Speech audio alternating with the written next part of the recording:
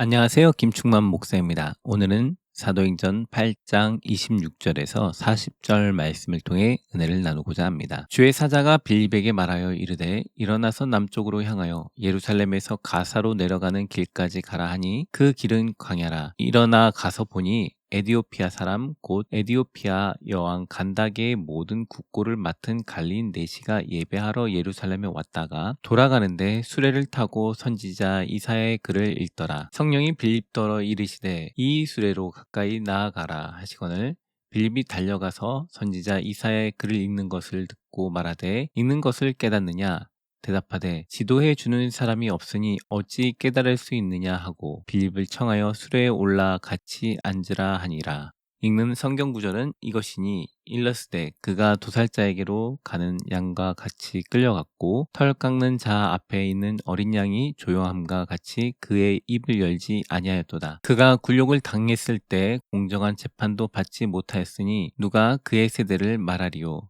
그의 생명이 땅에서 빼앗김이로다 하였거늘 그 내시가 빌립에게 말하되 청컨대 내가 묻노니 선지자가 이 말한 것이 누구를 가리킴이냐 자기를 가리킴이냐 타인을 가리킴이냐. 빌립이 입을 열어 이 글에서 시작하여 예수를 가르쳐 복음을 전하니 길 가다가 물 있는 곳에 이르러 그 내시가 말하되 보라 물이 있으니 내가 세례를 받음에 무슨 꺼리낌이 있느냐. 이에 명하여 수레를 멈추고 빌립과 내시가 둘 다 물에 내려가 빌립이 세례를 베풀고 둘이 물에서 올라올세 주의 영이 빌립을 이끌어 간지라. 내시는 기쁘게 길을 가므로 그를 다시 보지 못하니라. 빌립은 아소도에 나타나 여러 성을 지나다니며 복음을 전하고 가이사라에 이르니라. 26절 주의 사자가 빌립에게 말하여 이르되 일어나서 남쪽으로 향하여 예루살렘에서 가사로 내려가는 길까지 가라 하니 그 길은 광야라. 빌립 집사가 예루살렘으로 다시 돌아왔었던 것 같습니다. 그리고 기도하고 있던 중에 주께서 명령하셔서 그는 그 말씀 가운데 순종하여 가사로 내려가는 길까지 내려가고 있습니다. 기도하는 가운데 주께서 명령하시는 것에 대해 순종하기란 쉽지 않습니다. 빌립 집사가 기도하던 가운데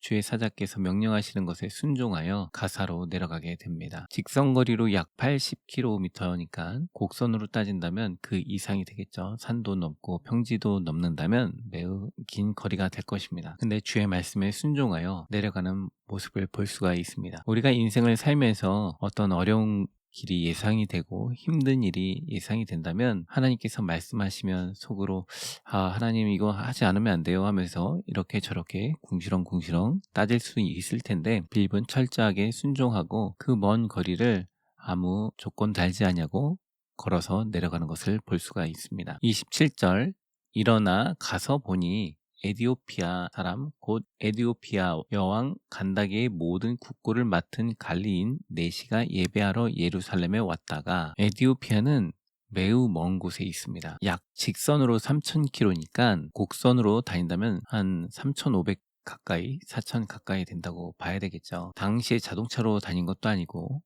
수레로 저 길을 갔다라는 것은 매우 먼 거리를 사모하는 마음이 없이 온다라는 것은 매우 어렵다고 보여집니다. 아마도 에디오피아는 솔로몬 당시에 지혜를 듣고자 찾아왔던 그 여왕이 와서 솔로몬의 지혜를 듣고 그 다음부터 유대교로 개종이 되어 하나님을 믿고자 찾아왔던 것 같습니다. 그래서 이 먼 거리를 유대인이 아님에도 불구하고 이 내시가 하나님께 예배하러 왔던 것이죠. 이 먼 거리를 오고 가면서 얼마나 지루하고 힘들 수 있겠습니까? 그럼에도 불구하고 이는 하나님의 말씀을 너무나 사모해서 주의 말씀을 당시 성경책이 매우 비쌌음에도 불구하고 그 비싼 성경을 오가면서 읽었었던 것으로 보입니다. 그때 당시엔 성경은 구약이었겠죠. 구약의 선지서들을 들고 다니면서 읽고 했던 것으로 보여집니다. 이제 예루살렘에서 예배를 끝내고 이집트를 거쳐서 내려가기 위하여 길을 가고 있던 것으로 보여집니다. 28절 돌아가는데 수레를 타고 선지자 이사야의 글을 읽더라. 이 내시가 돌아가면서 이사야서 53장을 읽고 있었습니다. 그런데 그 뜻을 알 수가 없었죠. 참 신기하죠. 한 사람은 내려가면서 성경책을 읽고 있는데 한 사람은 그 모습을 보고 있는 것입니다. 29절 성령이 빌립더러 이르되 이 수레로 가까이 나아가라 하시거늘 마치 버스를 타고 가는데 누군가가 성경을 열심히 읽고 있는 거죠. 또는 누군가가 같은 길을 가고 있는데 한참을 기차에서 여행을 하면서 가고 있는데 우연히 그 안에서 성경을 열심히 읽는 사람을 본 거죠. 그러면서 대화를 하는데 무슨 뜻인지 이해가 가느냐라고 물었더니 이해가 되지 않는다라고 이야기를 하고 있는 모습을 볼 수가 있습니다. 유대인이 아닌 외국인이 이사야서를 읽고 있는 그 모습을 보면서 빌립 집사가 그 이사야서 53장을 해석해 주는 모습을 보게 됩니다. 30절 빌립이 달려가서 선지자 이사야의 글 읽는 것을 듣고 말하되 읽는 것을 깨닫느냐. 성경을 읽는 사람들은 두 종류가 있는 것 같습니다. 하나는 그냥 막 읽는 게 있고요. 성경을 깨닫고 읽는 것이 있죠. 대다수는 우선 정보 취득 과정을 위해서 많이 성경을 읽습니다. 안 읽는 사람도 있겠죠. 그러면서 종교 생활하는 사람도 있을 텐데 중요한 것은 우선 많이 읽는 사람이겠죠. 하나님께서 보시기에 이 사람이 얼마나 안타까웠는지 많이는 읽지만 깨닫지 못하니까 깨닫는 사람을 붙여준 것입니다. 요즘 최근에 이제 제가 상담을 하면서 교회를 다니지만 그 말씀을 깊이 깨닫지 못하여서 삶에 적용을 하지 못하는 사람들을 많이 볼 때가 있습니다. 그래서 그들에게 말씀하신 바가 이것이고 당신의 삶 속에서 이것이었다라고 말을 하면 그때서야 그 말씀을 깨닫고 적용하는 모습을 볼 때가 있습니다. 중요한 거는 많이 읽는 것도 중요한 것이지만 잘 깨닫고 자신의 삶에 적용하는 것은 더 중요한 것입니다. 말씀을 열심히 공부하고 그것을 통해서 깨닫고 자신의 삶에 통찰이 생기시길 축복합니다. 31절 대답하되 지도해주는 사람이 없으니 어찌 깨달을 수 있느냐 하고 빌립을 청하여 수레에 올라 같이 앉으라 하니 이 사람이 됐다고 할 수도 있는데 얼마나 긴 시간을 대화했는지는 모르겠습니다. 그러나 그 내려가는 여정 속에 몇 시간은 함께 주의 복음을 전하며 듣고 하였던 것으로 보입니다. 아무튼 빌립은 이 사람의 수레에 올라탔고 그로 인해서 주의 복음을 전하게 되었습니다. 32절 읽는 성경 구절은 이것이니 일러스되 그가 도살자에게로 가는 양과 같이 끌려갔고 털 깎는 자 앞에 있는 어린 양이 조용함 같이 그의 입을 열지 아니하였도다. 이사야서 53장 7절에 있는 말씀입니다. 그가 곤욕을 당하여 괴로울 때에도 그의 입을 열지 아니하였으며 마치 도수장으로 끌려가는 어린 양과 털 깎는 자 앞에서 잠잠한 양같이 그의 입을 열지 아니하였도다. 수천 년의 역사 동안 수많은 선지자가 예언을 하였지만 오신다는 메시아에 대해서 유대인들은 영광의 모습으로 오는 것에 대해서 기대했습니다. 그런데 이사야서 53장만 유일하게 메시아가 오셨는데 그분이 오셔서 곤욕을 당하고 아무 항거하지 아니하고 온순하게 죽었다라는 표현을 이 구절에서 나타내고 있는 것입니다. 그래서 현대 유대인들은 이사야서 53장을 제거해 버렸습니다. 왜냐하면 자신들이 생각했던 메시아가 영광으로 오는 메시아인데 이 메시아상은 우리가 알 수 없다라고 하여 제거한 것입니다. 이사야서 53장이 있다라는 것을 알게 된 유대인들은 이 말씀을 묵상하며 예수 그리스도가 바로 그분이었다라는 것을 알게 되었습니다. 왜냐하면 유대인으로서 유일하게 그분만 많은 기적을 행하셨고 자신이 메시아라고 말씀하셨으며 순수하게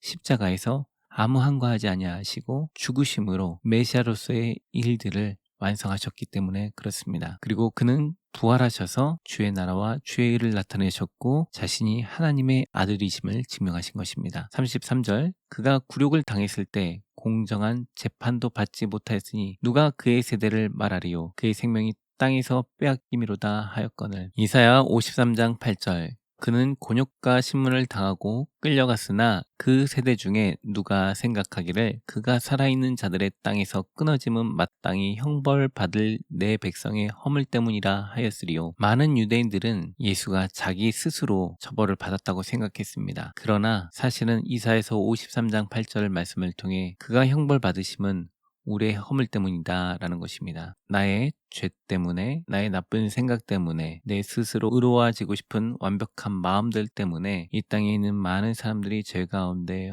허물로 인하여 고생과 아픔과 질병과 고통들을 겪고 있습니다. 예수 그리스도는 우리의 질병과 고통과 아픔을 아시고 우리를 대신하여 죽어주심으로 우리가 나음을 받게 된 것입니다. 이 시간도 고통과 아픔 가운데 있는 모든 분들에게 주께서 치료해 주길 원하십니다. 주님은 주의 말씀을 통해 자신을 믿길 원하고 자신을 사랑하는 자들을 치유해 주길 원하십니다. 이 시간도 혹시 아프고 힘들고 고난이 있는 분들이 있다면 그곳에 손을 얹고 주 예수 그리스도의 이름으로 깨끗하게 낫게 해 주시길 기도하시길 축복합니다. 그리고 그것으로 인해서 모든 허물과 죄가 사함을 받고 모든 질병에서 나음을 받길 소망합니다. 34절 그 내시가 빌립에게 말하되 청컨대 내가 묻노니 선지자가 이 말한 것이 누구를 가리킴이냐 자기를 가리킴이냐 타인을 가리킴이냐 많은 사람들이 의문을 가졌던 그 사람이 누구냐고 내시는 물어보았습니다. 그리고 빌립은 그 사람은 바로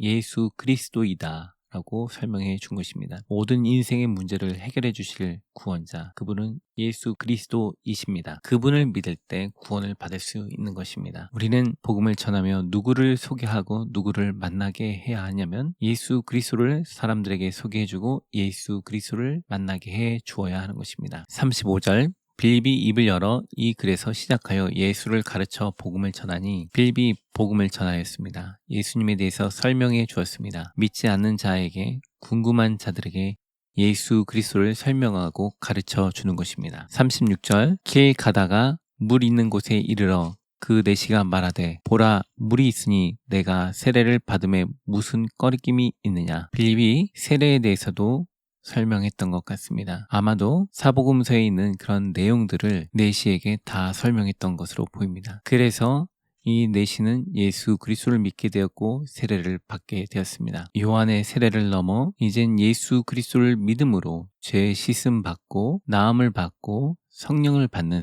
세례까지 이르는 것입니다. 38절 이에 명하여 수레를 멈추고 빌립과 내시가 둘 다 물에 내려가 빌립이 세례를 베풀고 빌립은 세례를 베풀며 그가 예수 그리스도를 믿을 수 있도록 하였습니다. 그리고 그는 세례를 받음으로 예수 그리스도를 나의 구원자로 영접하게 되었습니다. 39절 둘이 물에서 올라올 때 주의 영이 빌립을 이끌어 간지라 내시는 기쁘게 길을 가므로 그를 다시 보지 못하니라. 빌립은 자신의 고향이 에디오피아가 아니기 때문에 그는 다시 돌아간 것입니다. 그리고 주께서 그를 돌려보내셨지만 이 내시는 예수 그리스도를 믿게 되었고 고향인 에디오피아에 가서 예수 그리스도를 전하였습니다. 그리고 현재 에디오피아는 기독교 국가로서 하나님의 복음이 살아 움직이고 있음을 보게 되어집니다. 잠시 빌립이 복음을 전하였지만 그 내시는 돌아가 예수 그리스도를 전함으로 그 땅이 하나님을 믿는 예수 그리스도를 믿는 귀한 땅이 되었습니다. 우리가 한 사람에게 잠시 복음을 전하는 것이 무슨 의미가 있을까 생각이 들 수도 있지만 이 빌립이 몇 시간을 복음을 전했는지 모르겠지만 하나님을 사모하는 이 사람에게 예수 그리스도를 설명하여 주었고 이 사람이 예수 그리스도를 믿게 되니까 주님의 나라와 주님의 영광이 전파되어지는 것을 볼 수가 있습니다. 40절 빌립은 아소도에 나타나 여러 성을 지나다니며 복음을 전하고 가이사라에 이르니라. 빌립 집사는 열심히 지역 곳곳에 돌아다니며 주의 복음을 전하는 모습을 볼 수가 있습니다. 주님의 복음을 전하는 것이 쉽지 않은 그 시절에 그 먼 곳들을 돌아다니면서 예수님에 대해서 복음을 전하며 기적을 행하며 하나님의 나라와 하나님의 의를 전하는 모습을 볼 수가 있습니다. 지금도 주님의 복음을 전하는 것이 쉽지 않은 시대인데 당시에는 얼마나 더 힘들었겠습니까? 직접 걸어다니면서 주의 복음을 전하는 것은 쉽지 않았을 것입니다. 그리고 그 일들을 잘 감당할 수 있도록 성도들은 열심히 후원하며 도우며 같이 함께 기도하며 구제하며 주의 사랑을 실천하였을 것입니다. 오늘날 이 땅 가운데 많은 사람들이 있습니다. 아직도 주님을 모르는 사람들이 있습니다. 그들에게 주님의 복음이 전달되어지는 것이 필요합니다. 우리 각자 맡은 위치에서 최선을 다하여 주님의 복음을 잘 전했으면 좋겠습니다. 그래서 주님을 믿는 사람이 많이 생겼으면 좋겠습니다. 오늘 말씀을 통해서 느낀 점은 주님을 잘 전하자. 그리고 그들이 우리의 복음 전함을 통해 예수 그리스도를 믿게 되었으면 좋겠다. 단순히 교회를 다니는 사람을 만드는 것이 아니라 예수를 믿고 예수를 전하고 그 한 사람을 통해서 수많은 사람들이 예수를 믿게 되었으면 좋겠다라는 생각이 들었습니다. 잠시 같이 기도하겠습니다. 사랑과 은혜가 풍성하신 하나님, 우리에게 강하고 담대함을 주시고 주님의 복음을 전할 수 있도록 도와주시고 우리의 복음 전함을 통해 그들이 예수 그리스도를 믿고 주님 앞에 나올 수 있도록 축복하여 주시옵소서. 나 한 사람을 통하여 수많은 사람들이 예수 그리스도를 보았으면 좋겠습니다. 주님께서 이 일에 우리를 사용해 주실 것을 믿고 예수님의 이름으로 기도드리옵나이다. 아멘. 오늘 하루도 성령님 안에서 평안한 가운데 행복한 하루를 보내시길 축복합니다. 감사합니다. 함께 은혜를 나눌 수 있어서 감사합니다. 말씀을 들으시고 각자 느끼신 바가 있으시다면 그것을 댓글로 달아주시면 다른 성도분들도 함께 도전받고 위로받을 수 있을 것 같습니다. 구독과 알람 설정을 통해 함께 말씀을 나누길 소망합니다. 또한 다른 분들에게도 공유해 주셔서 함께 신앙 안에서 성장했으면 좋겠습니다. 감사합니다.